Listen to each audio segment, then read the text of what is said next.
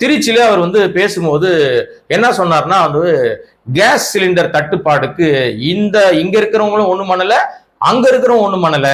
நீதான் பெரிய பயங்கரமான அறிவு ஜீவி தானே, நீ நேரடியாக ஒன்றிய அரசாங்கம் ஒண்ணும் பண்ணல, அதாவது பாஜக அரசாங்கம் ஒண்ணும் பண்ணல, திமுக அரசாங்கம் ஒண்ணும் பண்ணல, நேரடியா பேச வேண்டியது தானே.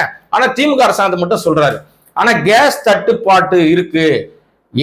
என்னைக்கு இந்த விஜய் வாய வச்சாரோ, என்னைக்கு இந்த சில பேரை சொல்லுவாங்க, ஐயோ இவன் விளங்காதவன் காலை வச்சானா உருப்பிட்ட மாதிரிதான் அப்படின்வாங்கல்ல, அது மாதிரிதான் சூப்பர் 6 அன்னபூர்ணா திட்டம்னு 6 சிலிண்டர் இலவசம்னு ஒரு காலத்துல எடப்பாடி உருட்டது. எடப்பாடி இப்படித்தான் சொன்னார், எம்பி தேர்தல் நேரத்தில் ஒரு உருட்டினார், 6 சிலிண்டர் கொடுப்போம்னு.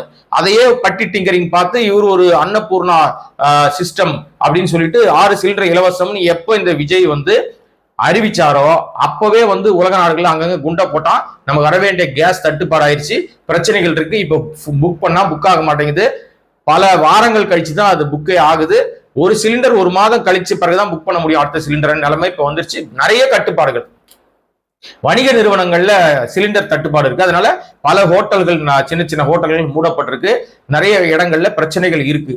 அது உலகளாவிய பிரச்சனையா மாறி போச்சு. ஏதாவது திமுக தான் காரணம்னு இவன் உருட்டினான்னா இவனை விட தற்கூரி வேற எதுவுமே கிடையாது. இதற்கு நீ போய் டெல்லிக்கு போய் அங்க பேச வேண்டியதான, டெல்லிக்கு இல்ல, போய் நீ ட்ரம்ப் கிட்ட பேசுன்னு சொல்லாம விட்டான் பாருங்க, அந்த வரைக்கும் சந்தோஷம்.